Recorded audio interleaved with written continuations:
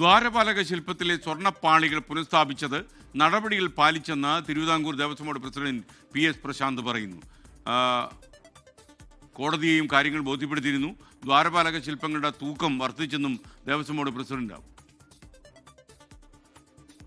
ഈ ദ്വാരപാലക ശില്പങ്ങൾ കൃത്യമായ നടപടിക്രമങ്ങൾ, തിരുവാഭരണം കമ്മീഷന്റെ നേതൃത്വത്തിൽ കൃത്യമായ നടപടിക്രമങ്ങൾ എന്തൊക്കെയാണോ മാനുവൽ പ്രൊസീജിയർ, ആ മാനുവൽ പ്രൊസീജിയർ അനുസരിച്ച് സുശക്തമായ സുരക്ഷിത വാഹനത്തിലാണ് ഞങ്ങൾ ചെന്നൈയിലേക്ക് കൊണ്ടുപോയത്.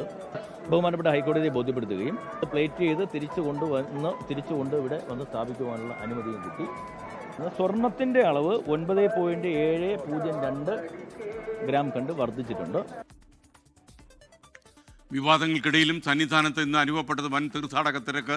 ഇന്ന് മാത്രം ദർശനത്തിന് ബുക്ക് ചെയ്തത് 40,000 പേരായിരുന്നു. സന്നിധാനത്ത് നിന്ന് MG പ്രതീഷ് കൂടുതൽ വിവരങ്ങളുമായി തത്സമയം ചേരുകയാണ്. ഇപ്പോഴും സന്നിധാനത്ത് എങ്ങനെയാണ് അവസ്ഥ? തിരക്കൊക്കെ ഒഴിഞ്ഞു കാണും എന്ന് കരുതുന്നു.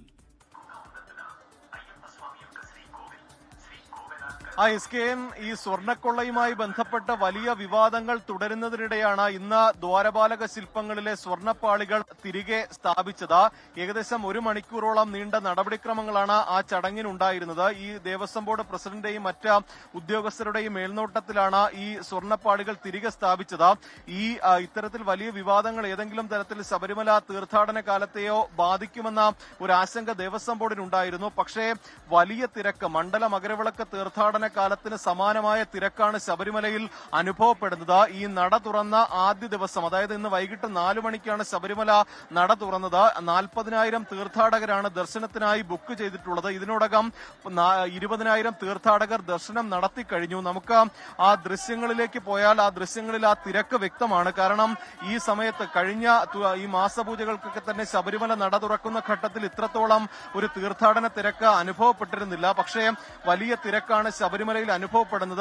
ഈ തീർത്ഥാടകരുടെ നീണ്ട നിര ഈ സന്നിധാനത്തുടനീളം നമുക്ക് കാണാൻ കഴിയും. മാസപൂജകൾക്കായി നട തുറന്ന് 22-ാം തീയതി വരെയായിരുന്നു സാധാരണഗതിയിൽ ശബരിമല നട തുറന്ന് പ്രവർത്തിക്കുക. പക്ഷേ 22-ാം തീയതി രാഷ്ട്രപതി വരുന്നത് കൊണ്ട് തന്നെ ചില നിയന്ത്രണങ്ങൾ ഏർപ്പെടുത്തിയിട്ടുണ്ട്. 22-ാം തീയതി തീർത്ഥാടകരെ ആരെയും ശബരിമലയിലേക്ക് കയറ്റിവിടില്ല. 21-ാം തീയതിയും ഭാഗികമായ നിയന്ത്രണമുണ്ട്. അതുകൊണ്ടാണ് അതിനു മുന്നോടിയായുള്ള ദിവസങ്ങളിൽ വലിയ തീർത്ഥാടകരുടെ തിരക്ക് ശബരിമലയിൽ അനുഭവപ്പെടുന്നത്. നാളെ 50,000 തീർത്ഥാടകർ ഈ വെർച്വൽ ക്യൂ വഴി മാത്രം രജിസ്റ്റർ ചെയ്തിട്ടുണ്ട്. കൂടുതൽ തീർത്ഥാടകർ നാളെയും ശബരിമലയിൽ എത്തുമെന്നതാണ് ദേവസ്വം ബോർഡും പോലീസും പ്രതീക്ഷിക്കുന്നത്. എന്തായാലും ഈ തിരക്ക് നിയന്ത്രിക്കാനുള്ള എല്ലാ ക്രമീകരണങ്ങളും പോലീസിന്റെ ഭാഗത്ത് നിന്ന് ഒരുക്കിയിട്ടുണ്ട്.